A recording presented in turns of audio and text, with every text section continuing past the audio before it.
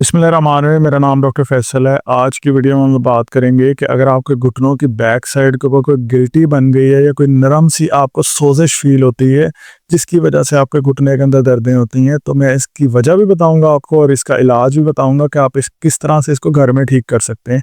आपको अक्सर औकात इस तरह से फील होगा जैसे आपको तस्वीर में नज़र आ रहा है ना, कि हमारी back side of knee joint के ऊपर ना घुटने की पीछे की तरफ इस तरह से सोजिश या गिल्टी की तरह की नज़र आएगी।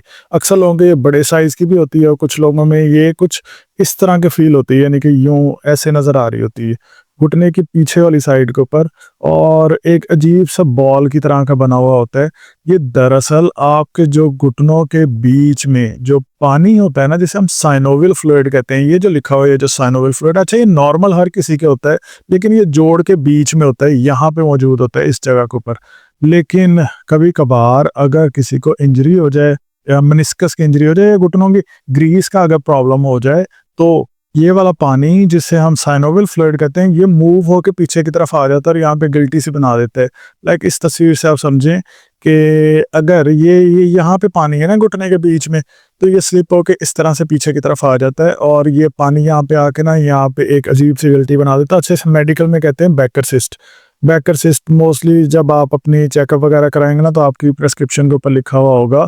जब भी डॉक्टर चेक करते हैं वो डायग्नोज करने के बाद लिख देते हैं कि बैकर सिस्ट है। तो इस पानी के इकट्ठे होने की और गिल्टी बनने की वजह से इस तरह बैकर सिस्ट बन जाती है। और दूसरा, जिन लोगों को ये बैकर सिस्ट हो ना, उनका मोस्ट ऑफ द टाइम जब वो सीधे लेटते हैं ना, तो घुटना बेड के साथ नहीं लगता, यहाँ पे ही इकट्ठा रहता है, जिसकी वजह से उनको पेन भी बहुत ज़्यादा होती है। अच्छा, अब इसमें ना देखें, अब यहाँ पे अगर पानी आ गया, घुटने का पानी आ गया, आप पेन किलर जेल खा रहे हैं, सॉरी पेन किलर मेडिसिन खा रहे हो, पेन किलर जेल लगा रहे हैं, तो इससे क्या होगा? ये पानी वापस चला जाएगा? कभी भी नहीं जाएगा। हमने क्या करना है? हमने ऐसा करना है कि इस हड्डी को, इस तस्वीर में देखें आप, इस हड्डी को हम ऊपर की तरफ ले जाएंगे और इस हड्डी को हम नीचे की तरफ ले जाएंगे। जब हम इस तरह से ट्रैक्शन देंगे तो फिर क्या होगा? फिर ये होगा कि घुटनों के बीच में एक स्पेस या खला आएगी। जब खला आएगी ना, तो ये पानी वापस अपनी जगह पे आ सकता है, साइनोवियल फ्लूइड अंदर की तरफ आ सकता है। इसमें हमने घुटने पे ट्रैक्शन देनी होती है और लोग इसमें क्या कह रहे होते हैं कि या पेन किलर दवाइयाँ खा रहे होते हैं, और अक्सर लोग तो इसके अंदर इंजेक्शन और टीके लगवाते हैं, दर्द के टीके लगवाते हैं। आपने उस जड़ को ठीक करना है, ठीक है? तो अगर तो आपने इसके जड़ को ठीक करना है ना, तो इसका बेहतरीन हल और बेहतरीन सोल्यूशन यही है, और आखिरी यानी कि सोल्यूशन जिसमें आप परमानेंट इसको ठीक कर सकते हैं, तो इस पानी को हमने वापस पहुंचाना है। अब जब ये पानी बाहर आ जाता है ना, जो हमें बाहर से नजर आती है, वो सबसे पहली चीज तो है क्या, कि वो सोजिश करता है, यानी कि इन्फ्लेमेशन करता है। अब सोजिश के लिए आपने क्या करना है? आप सोजिश को मेडिकल में या इंग्लिश में हम इन्फ्लेमेशन कहते हैं, तो हमने अपनी खुराक के अंदर एंटी इन्फ्लेमेटरी फूड को ऐड करना है, ऐसी खुराक को जो कि इन्फ्लेमेशन को कम करते हैं, जैसे अनियन है, गार्लिक है, फिश है। ये फिश का इस्तेमाल कर सकते हैं आप, और गार्लिक का कर सकते हैं, अदरक का कर सकते हैं, हल्दी का इस्तेमाल करें और जैतून के तेल का इस्तेमाल करें। इसके अलावा जो अलसी के बीज होते हैं, फ्लैक्स सीड्स होते हैं, ये भी बहुत अच्छे एंटी इन्फ्लेमेटरी होते हैं। इनको डायरेक्टली कभी भी यूज़ नहीं करना। ऑलरेडी मैं इसके ऊपर बड़ी डिटेल में वीडियो बना चुका हूँ, वो मेरे चैनल पे देख लीजिएगा कि किस तरह से अलसी के बीज आपकी इन्फ्लेमेशन को कम करते हैं। तो आपने इनको डायरेक्ट यूज़ नहीं करना, आपने इनको पीस के इस्तेमाल करना है, दही के साथ, दूध के साथ। अब जो मेन जो चीज़ है, एक तो ये हो गया ना कि आपने एंटी इन्फ्लेमेटरी खाने खाने, दूसरा इन्फ्लेमेटरी जो फूड है ना, उनको अवॉइड करना है।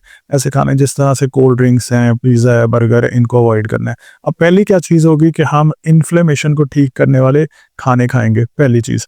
नंबर 2 होगा कि हमने इस पानी को, यानी साइनोवियल फ्लूइड को, वापस इस जगह के ऊपर भेजना है, अपनी जगह के ऊपर। घुटने के बीच में नॉर्मली होता है। अब अपनी जगह के ऊपर किस तरह से भेजेंगे? उसके लिए मुख्तलिफ वर्जिशें और मुख्तलिफ पोजीशंस हैं जो कि आपने बनानी है। अब उसमें जो पहली वर्जिश है उसे हम हैमस्ट्रिंग स्ट्रेच कहते हैं। मकसद हमारा ये है कि जब हम अपनी टांग को इस तरह से स्ट्रेच करेंगे ना, इस पोजीशन के अंदर जब हम स्ट्रेच करेंगे, इस पोजीशन में आपने लेटना है, दूसरी टांग को आपने फोल्ड कर लेना है, इस तरह से घुटना मोड़ लेना है, और इस टांग को आपने बिल्कुल सीधा करना है किसी तौलिए, टावल की मदद से। और अगर उठाने में मसला आ रहा हो कि आपका वजन बहुत ज़्यादा है या पेट बहुत बड़ा है, तो फिर आप किसी की मदद भी ले सकते हैं कि आप आपकी टांग को बिल्कुल सीधा ऊपर की तरफ उठाएं।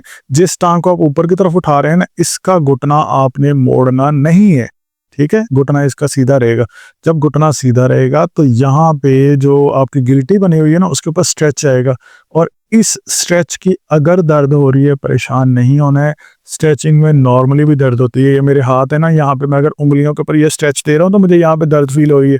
स्ट्रेचिंग की पेन डिफरेंट होती है, ये वो पेन नहीं है जो आपको गिल्टी की वजह से हो रही है। इस पोजीशन में आपने अपनी बॉडी को, अपने ये टांग को 10 सेकंड के लिए होल्ड करके रखना है, लाजमी 10 सेकंड तक होल्ड करके रखेंगे। 6 से 7 दफ़ा वर्जिश करेंगे। ये मैं बता रहा हूँ आपको कि इस वर्जिश को स्टार्ट कैसे करना है। जब आप ये वाली वर्जिश करेंगे ना, तो आपका वो जो मैं बता रहा था कि घुटने की बैक साइड के ऊपर पानी ये बाहर की तरफ आया हुआ है, तो इसको स्पेस मिलेगी। जब यहाँ पे स्ट्रेच होगा ना, ये ऊपर की तरफ मूव हो जाएगा, ये नीचे की तरफ, तो ये वापस आने की एक उम्मीद होगी कि आपने इस पोजीशन के अंदर अपने घुटने को 10 सेकंड के लिए रखना है। 6 से 7 दफ़ा ये वर्जिश कर सकते हैं आप। अच्छा, अब ना ये की हमने पहले दिन वर्जिश, ठीक है, दूसरे दिन भी यही की, तीसरे दिन भी यही की, चौथे दिन आपने ये करना है कि ये जो हमने दूसरा घुटना मोड़ा था ना, आपने ना दूसरे घुटने को इस तरह से सीधा कर लेना। अब आपने सीधा कर लिया, अब आप नोट कर रहे हैं कि हमने अपने घुटने की रेंज को भी बढ़ा दी है। पहले हमने यहाँ तक उठाया हुआ था, इस जगह तक, अब हम और भी ऊपर ले गए, यानी कि पहले हमारा एंगल देखें वो कम था, इसके बाद हमने थोड़ा सा ज़्यादा किया। कर हम उसी तरह टॉवल के साथ ही रहे हैं, आप चाहें तो किसी की मदद ले सकते हैं। अच्छा, जब आप इसे बढ़ा देंगे ना, तो हमारा जो घुटना है ना, यहाँ पे उसको और ज़्यादा स्पेस मिलेगी कि वो जो बैकर सिस्ट बनी हुई है ना, जो पानी बना हुआ, वो वापस अपनी जगह के ऊपर जाए। इसमें भी आपने 10 सेकंड का होल्ड करना है। 6 से 7 दफ़ा ये वर्जिश कर सकते हैं। सिर्फ एक एहतियात करनी है कि इस वर्जिश में या इस वर्जिश में अगर ये करते हुए रीढ़ की हड्डी के सेंटर में, यहाँ पे L4 L5 वाली जगह के ऊपर अगर दर्द आ रही है ना, यहाँ पे दर्द आ रही है, तो फिर आपने ये वाली वर्जिश नहीं करनी बस। इसके अलावा अगर टांग में खिंचाव आ रहा है या टांग में दर्द आ रहा है, ये नॉर्मल है, ये आप पट्टे को स्ट्रेच दे रहे हैं, स्ट्रेचिंग के दौरान पेन आती है। ये होगी पहली एक्सरसाइज। किस तरह से टांग को बिल्कुल सीधा ऊपर करना है, ये आपको बहुत ज़्यादा फायदा देगी। ये गिल्टी वापस रिवर्स हो सकती है इस एक्सरसाइज से। दूसरा है, अभी हम कर रहे थे, गौर से देखिएगा ये बात, कि हम कर रहे थे इस पट्टे के ऊपर, यहाँ पे, इसे हम हैमस्ट्रिंग कहते हैं। अब हम कहाँ पे करेंगे? अब हम करेंगे इस पट्टे के ऊपर, जो हमारा पिंडली वाला पट्टा है। ये मैं आपको रीड्रॉ करके बताता हूँ कि कौन सी जगह पे हम कर रहे थे। ये देखें, अभी अगर हम ये कर रहे थे यहाँ पे हैमस्ट्रिंग पे, अब हम करेंगे इस पे, पिंडली पे या काफ के ऊपर, ठीक है। अब पिंडली पे किस तरह से होगा? सेम टू सेम, जैसे ये लगाया ना आपने टॉवल यहाँ पे, अब आप चाहें तो टॉवल की मदद से या फिर इस तरह के किसी थैरा बैंड की मदद से, जो रबड़ बैंड नहीं होते, उसकी मदद से ऊपर की तरफ पाँव को खींचना है और फिर नीचे की तरफ लेके जाना है। जब आप ये मूवमेंट करेंगे ना, तो आपको वाज़े फील होगा आपकी जो पिंडली है उसके ऊपर कॉन्ट्रैक्शन और रिलैक्सेशन। ये जो पिंडली वाला पट्टा होता है ना, ये बिल्कुल उसके पास से निकल के आता है जहाँ पे वो गिल्टी बनती है, यानी वहां से निकल के आता है। तो आप जैसे वो पट्टे को खींचते हैं ना, तो पट्टा भी थोड़ा सा नीचे की तरफ खिसक जाता है, यानी कि स्ट्रेच हो जाता है, जिसकी वजह से स्पेस मिल जाती है, वो पानी अपनी जगह के ऊपर जा सकता है। इस पोजीशन में यानी आपने पाँव को एंकल पंप ही करना है, पाँव को ऊपर और नीचे की तरफ जब आप मूव करेंगे, जब ऊपर लाएंगे तो खिंचाव आएगा, नीचे लेके जाएंगे तो कॉन्ट्रैक्शन आएगी। ये मूवमेंट करनी है, 10 सेकंड होल्ड कर करके 6 से 7 दफ़ा ये वर्जिश करनी है। ये हो गया पिंडली के ऊपर। एक आखिरी वर्जिश ये है कि आपने एक बॉल ले लेनी है, अपने घुटने के नीचे रखनी है और नीचे की तरफ जोर से दबानी है। 10 सेकंड के लिए होल्ड करेंगे। अच्छा, इसका क्या फ़ायदा होगा? इसका फ़ायदा ये होगा कि जब आपके घुटने के पीछे यहाँ पे गिल्टी बनी हुई होगी ना, इस जगह के ऊपर, तो जब आप बॉल के ऊपर अपने घुटने को नीचे की तरफ से जोर देंगे, तो वो बॉल किसके ऊपर प्रेस करेगी? उसी गिल्टी के ऊपर, यानी उसी पानी के ऊपर प्रेस करेगी, और वो पानी या जो साइनोवियल फ्लूइड है वो वापस अपने घुटने के अंदर चला जाएगा। सो ये भी पोजीशन बनानी है आपने, और ये एक्सरसाइज भी आपने तकरीबन 10 सेकंड होल्ड के साथ 6 से 7 दफ़ा ये वाली वर्जिश करनी है। ये भी बेहतरीन वर्जिश है आपकी घुटने की जो बैक साइड पे दर्द होती है उसके लिए। लास्ट जो इम्पॉर्टेंट चीज़ है जो बड़ी एहतियात से करनी है, वो है घुटने की ट्रैक्शन। घुटने की ट्रैक्शन बड़ी इंपॉर्टेंट है। जो मैं आपको शुरू में बता रहा था ना कि हमने ऊपर और नीचे वाली हड्डी को थोड़ा सा दूर लेके जाना है, ये बड़ी अहम है, इसको गौर से देखिएगा।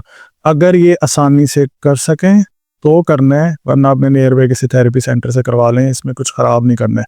अच्छा, अब इसमें करना ये हमने कि हमने अपने घुटने को, इस तस्वीर को देख के ना आपने अच्छे से समझना है। अब ये हम करेंगे इस तरह से कि हमने ना अपने घुटने के ऊपर यहाँ पे कोई चीज़ बांध लेनी है। बेड पे लेटे हैं, फ़र्ज़ करें बेड के ऊपर आप बैठे हैं, तो बांध के ना आपने बेड के साथ अटैच कर लेनी है। अच्छा, अगर कोई चीज़ नहीं है बांधने के लिए, फिर आप किसी को बुला लें घर में, और वो आपके ना घुटने को इस जगह से पकड़ लेंगे। ठीक है, पकड़ लिया। उसके बाद किसी को भी कहना है कि वो आपके घुटने की पिंडली वाली जो जगह है ना, उसको पकड़ के नीचे की तरफ खींच ले। अब यहाँ से किसी ने ग्रैब किया हुआ है, यहाँ से पकड़ा हुआ है और यहाँ से खींच लिया, तो इससे क्या होगा? आपके घुटने में खला आ जाएगा। एक चीज़ ये ऐसे करेंगे ना तो फिर बीच वाला पानी के लिए जगह बन जाएगी ना सनोवल फ्लूइड के लिए वापस आने की। एक तो ये होगा, दूसरा अगर आप पॉसिबल हो सके यहाँ पे कोई बेल्ट वगैरह या कोई कपड़ा वगैरह बांध के और आगे ना यहाँ पे कोई एक ईंट बांध ले।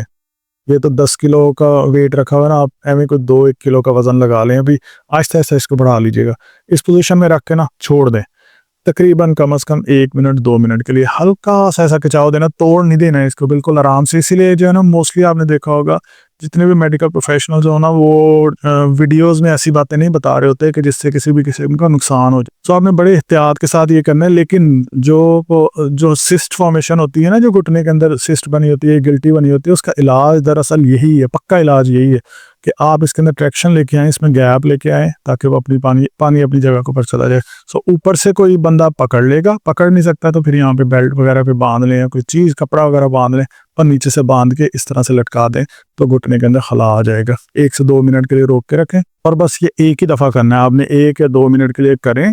उसके बाद आपने 3 या 4-5 घंटे के बाद एक दफ़ा फिर से कर लेना है तो ये गिल्टी जो वो कम हो जाएगी। अगर ये गिल्टी कम ना हो फिर इसका हल होता है कि हमने यहाँ पे लगवाना है टीका। और वो टीका जो है वो दर्द का टीका नहीं होगा, वो टीका होगा कि इस गिल्टी का जो पानी है ना वो हम टीके की मदद से बाहर निकाल लेंगे। ठीक है। अच्छा, अब ऐसे लोग जिनको घुटनों की ग्रीस का मसला हो या घुटनों की कार्टिलेज का मसला हो या फिर जो घुटनों के नीचे यहाँ पे ये जिसको मैं गोल सर्कल लगा रहा हूँ, अगर ये डैमेज हुआ हो, ये ख़राब हुआ हो तो ये पानी बार बार बाहर आ जाता है। इसका हल ये होता है कि आपने इस सिस्ट को ख़त्म करने के लिए ट्रैक्शन को अच्छे से अप्लाई करना है। ये वर्जिशें मैंने बताई हैं उनको करना है, आइसिंग करनी है। जब आइसिंग करेंगे ना तो ये वापस अपनी जगह पे चला जाएगा। नंबर 2, इसके अलावा आपने जो यहाँ पे हमारा मेनिस्कस की इंजरी है, कार्टिलेज की इंजरी है, इसको हील करने की कोशिश करनी है। इसके लिए मैं बड़ी डिटेल में वीडियोस बनाई हुई हैं। अगर घुटनों की ग्रीस का प्रॉब्लम हो जाए तो कौन सी ग़िज़ा खानी है, कौन सी वर्जिशें करनी है, अगर आपने नहीं देखी हैं तो वो लाजमी देख लीजिएगा। सो जो मैंने चीज़ें आपको बताई हैं सारी आपने अप्लाई करनी है। ये खाने वगैरह इस तरह के खाने हैं तो आप देखेंगे कि आपको सिस्ट जो आपके घुटनों के बैक साइड के ऊपर गिल्टी बनी हुई है ना, इसमें वाज़ेह फ़र्क नज़र आएगा। कोई भी अगर आपका सवाल है तो आप नीचे कमेंट्स में पूछ सकते हैं। मेरे चैनल पे बहुत सारी और भी वीडियोस मौजूद हैं, उनको देखें, आपको काफ़ी ज़्यादा अवेयरनेस होगी इसके बारे में। बाकी अगर आपको बैकर सिस्ट का मसला था, ये गिल्टी बनी हुई थी, तो आपने इसको किस तरह से ठीक किया नीचे कमेंट्स में लाजमी बताएगा ताकि दूसरे लोगों को फ़ायदा हो सके। चैनल पर नए, चैनल को सब्सक्राइब कर लें। Thank you so much for watching this video.